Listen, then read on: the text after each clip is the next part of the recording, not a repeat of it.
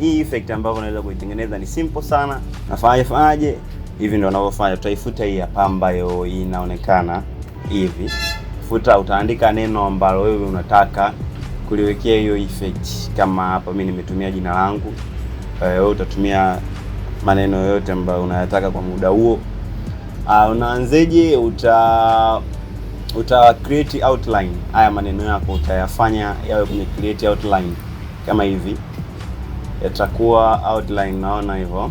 Alafu baada ya hapo utachukua knife effect, knife tool.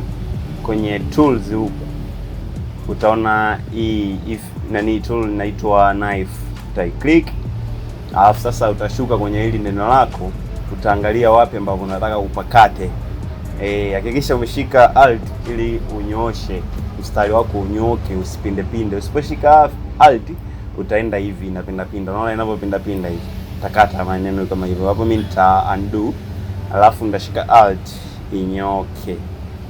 Alt itanyoka hivi. Unaona inavyonyoka mpaka mwisho hapo. Alafu shuka na hapa chini utafanya hivi.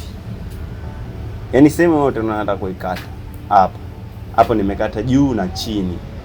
Alafu baada ya hapo utaenda kwenye selection tool, uta select yote hivi, alafu utaenda kwenye ku ungroup yaweze kutengana. Baada ya hapo yatakuwa yamesha ungroup. Hapa una uwezo wa kutoa moja moja kwa kaweka unapotaka. Mimi ninaweza nikatenganisha haya juu. Haya pap nikayashika hivi. Nikashika haya juu, imeenda vibaya hapa. Imeenda vibaya jamani. Hivyo hapa nadhani unaona fresh. Unaona ukishika haya juu pekee hivi una uwezo wa kuyatenga, unaona tunaachana. Alafu utakuja na haya ya chini. Haya na unaweza ukayatenganisha hivi yakatengana. Alafu ukaja na haya ya katikati, haya ukayarudisha hivi ili kutengeneza swaga fulani hivi. Hapo nadhani umeona, umenielewa kabisa. Ni very simple. Jaribu na wewe ili uweze kupata kitu kama hichi hapo. Lakini pia bila kusahau unaweza ukawekea shadow kama ukitaka kuwekea shadow. Ni wewe tu.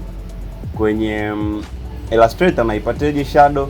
Utaenda utaselect sehemu unayotaka iweze kuweka kivuli ili kutengeneza uhalisia. Utaenda kwenye FX hapa, alafu utaenda kwenye stylize, kuna drop shadow hii hapa. Click inaweka shadow kama hivyo. Sasa inategemeana na rangi ambayo utaitumia wewe. Naamini hapo umeshanielewa. Mimi naitwa Eddie, endelea kuwa karibu na page yangu ili kupata mafunzo kama haya. Bye bye.